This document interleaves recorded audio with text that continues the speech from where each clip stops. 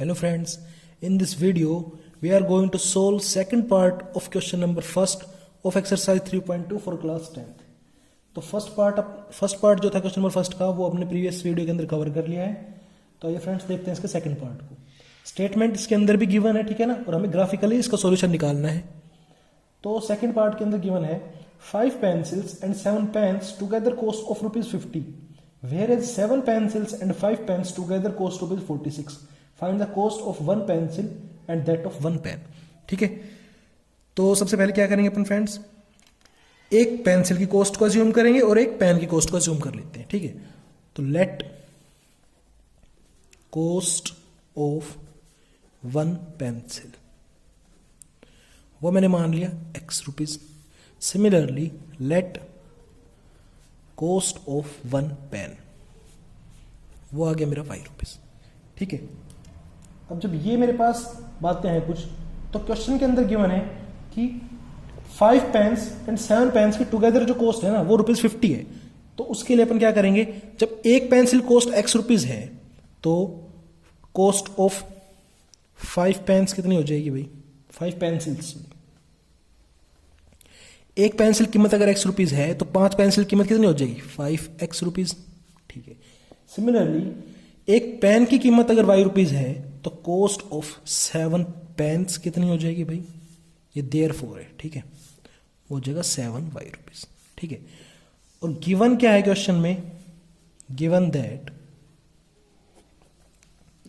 है cost of 5 pencils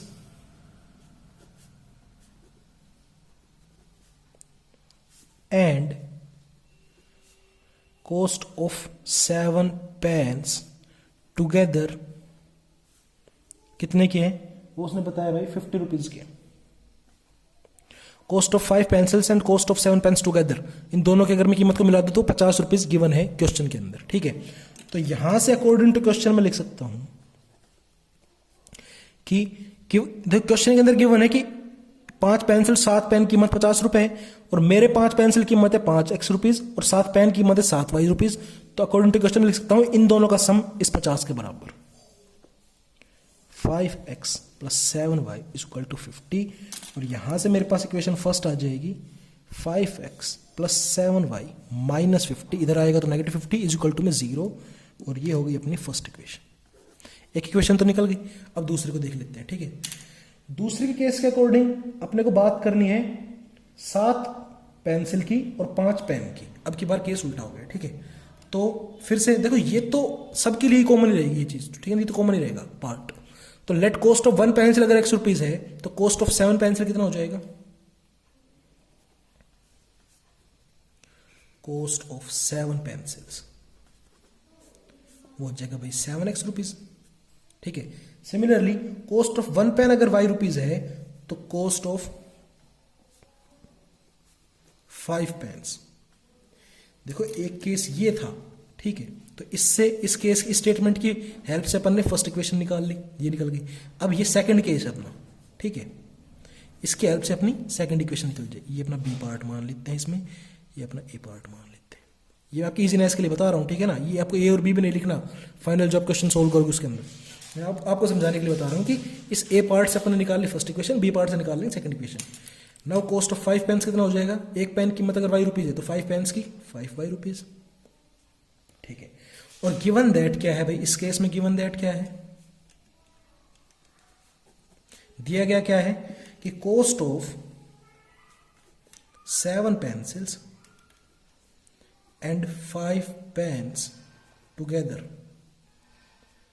इन दोनों चीजों की, इन टोटल सामान की टोटल कीमत इसने अब की बार दी है भाई ₹46. ठीक है, तो अकॉर्डिंग टू क्वेश्चन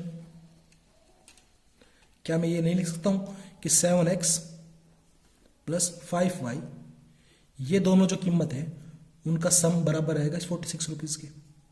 ठीक है, ये अकॉर्डिंग टू क्वेश्चन लिख सकते हैं. और यहां से फ्रेंड्स सेकंड इक्वेशन आ जाएगी मेरी ax + by + c की फॉर्म में, 7x + 5y - 46 = 0. And this is our second equation. ठीक है, अब दोनों इक्वेशंस आ गई अपने पास. ठीक है, इनको पीछे में लिख लेता हूं और फिर इसको सोल्व करते हैं ग्राफिकली.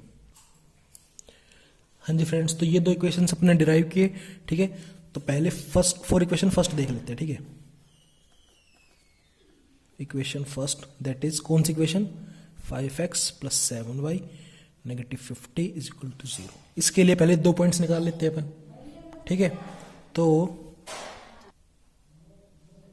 हाँ जी, तो फ्रेंड्स एक बार हम कर लेते हैं put y is equal to 5 put कर लेते हैं एक बार इस इक्वेशन में। तो जैसे मैं y की जगह पर 5 पुट करूंगा तो इक्वेशन मेरे पास बन जाएगी 5x प्लस 7 इंटू 5, और ये नेगेटिव 50 उधर जाएगा तो 50 प्लस का हो गया 5x, ये 50 प्लस का, और ये होगा 7 5 से 35, प्लस का 35 उधर जाएगा तो माइनस का 35, और x की वैल्यू मेरे पास आ गई, ये 50 में 35 गया तो 15, और बाई डिवाइड में आ गया 5, x के साथ मल्टीप्लाई में था 5 इधर आ गया डिवाइड में, और ये आ गया x की वैल्यू 3। तो यहाँ से मेरे पास कोऑर्डिनेट आ गए, मान लो कोई पॉइंट A आ गया मेरे पास यहाँ से, जैसे कोऑर्डिनेट आ गया x की वैल्यू 3 और y की वैल्यू 5, ठीक है। एक और पॉइंट निकाल लेते हैं, पुट y की जगह पर अगर मैं 0 डाल दूँ, ठीक है, y की जगह पर मैं जैसे 0 डालूंगा तो ये पूरा पार्ट 0 हो गया अपना, ठीक है। तो 5x इज इक्वल टू, ये नेगेटिव 50 उधर जाएगा तो प्लस का 50, और x की वैल्यू आ गई मेरे पास फ्रेंड्स 10, ठीक है। तो यहाँ से मान लो b कोऑर्डिनेट आ गया, मेरे b पॉइंट आ गया मेरे पास, जिसके x की कोऑर्डिनेट की वैल्यू 10 है तो y कोऑर्डिनेट की वैल्यू 0 है, ठीक है। ये 2 पॉइंट्स आ गए मेरे पास, आइए इनको ग्राफ पे लोकेट कर देते हैं, ठीक है। तो ये आ गया आपका ग्राफ, स्केल वही है फ्रेंड्स, इसमें भी 10 small square equal to 1 unit है, x एक्सिस पर भी और y एक्सिस पर भी, ठीक है। तो पहला पॉइंट है मेरा 3,5, ठीक है। तो 3,5 ये आ गया यहाँ पर, A पॉइंट आ गया 3,5, और B पॉइंट की कोऑर्डिनेट है मेरे 10,0, ठीक है। तो B की कोऑर्डिनेट है 10,0, तो ये आ गया अपना 10, और y का कोऑर्डिनेट की वैल्यू 0 ही है, तो ये ही अपना पॉइंट आ गया B यहाँ पर 10,0, ठीक है। इन दोनों को ज्वाइन कर लेते हैं ताकि फॉर्मेशन ऑफ स्ट्रेट लाइन हो जाए अपने पास। स्ट्रेट लाइन ही तो होती है ना एक लीनियर इक्वेशन का ग्राफ। ये आ गया अपने पास इस इक्वेशन का ग्राफ,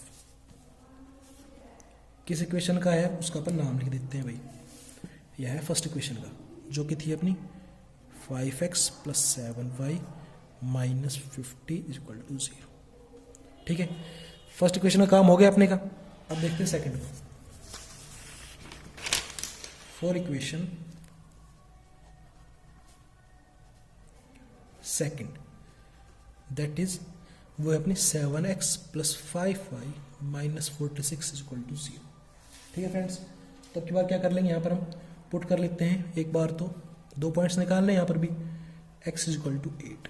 जैसे मैं x की जगह पर 8 पुट करूंगा फ्रेंड्स, तो इस इक्वेशन में देखो क्या बन जाएगा मेरे पास, 7 इंटू 8 ये वाला पार्ट हो गया, प्लस 5y नेगेटिव 46 उधर जाएगा तो प्लस का 46, ये 5y 7 इंटू 56 इधर प्लस का उधर जाएगा तो माइनस का 56, तो 46 एज इट इज पहले से ही है, उधर से प्लस का 56 इधर आएगा तो माइनस का 56, और ये मेरे पास y की वैल्यू आ जाएगी 46 माइनस 56 माइनस 10/5, और y की वैल्यू आ गई मेरे पास -2, ठीक है। y की वैल्यू जैसे -2 आई मेरे पास, तो मान लो कि ये पॉइंट p के कोऑर्डिनेट आ रहे हैं मेरे पास, ठीक है। इसके x की वैल्यू जब 8 थी तो y की वैल्यू आ गई -2, ठीक है। अब एक बार ये फर्स्ट सेकंड के लिए ये फर्स्ट इक्वेशन, एक बार क्या कर लेते हैं, एक और पॉइंट चाहिए मेरे को, तो पुट कर लेंगे मान लो ओके, तो x की जगह पर मैं पुट कर लेते हैं 3, x इज इक्वल टू 3। जैसे मैं x की जगह पर 3 पुट करूंगा फ्रेंड्स, तो ये मेरे पास बन जाएगा 7 इंटू 3 प्लस 5y, ये नेगेटिव 46 उधर जाएगा तो प्लस का 46, ये मेरे पास हो गया 5y 46, और ये 7 से 21 उधर जाएगा तो माइनस का 21, तो 5y की वैल्यू आ गई 6 में से बन गया 5 और में 2 गया 2, तो y की वैल्यू आ गई 5। तो ये मेरे पास मान लो q पॉइंट के कोऑर्डिनेट आ गए क्या, x की वैल्यू 3 तो y की वैल्यू 5। तो आइए अब इन दोनों पॉइंट्स को लोकेट करा देते हैं ग्राफ पर, ठीक है भाई। तो पहला पॉइंट है मेरा 8, -2, ठीक है भाई।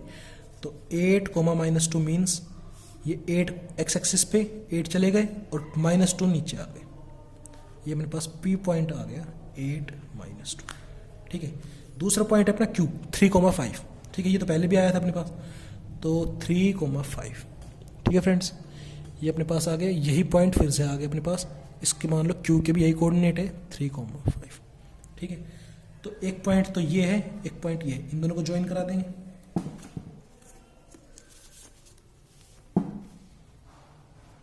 और ये देख पा रहे हो आप, फिर से इंटरसेक्ट कर रहे हैं। ठीक है ना, इस पॉइंट पे।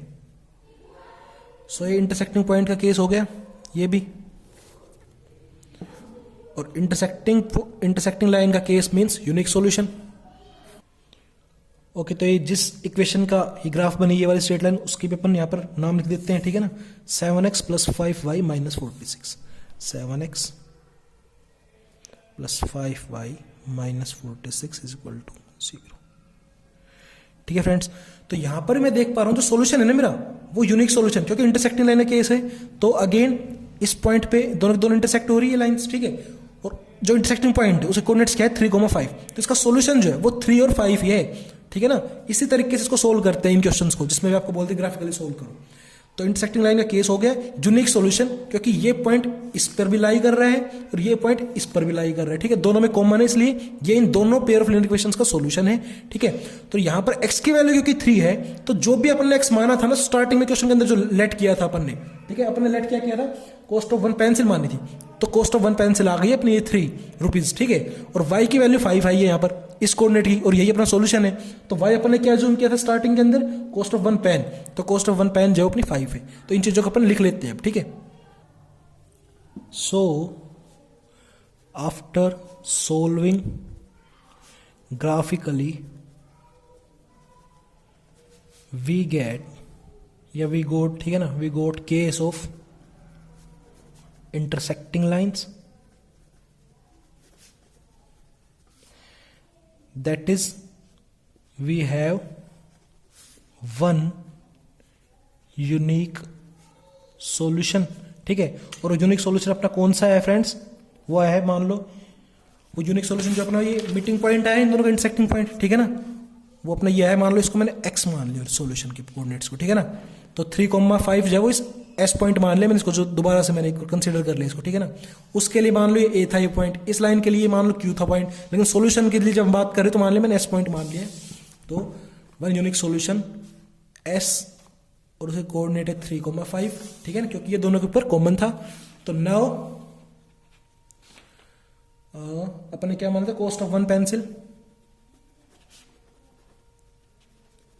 वो x रुपीज था, सो 3 रुपीज आ गया।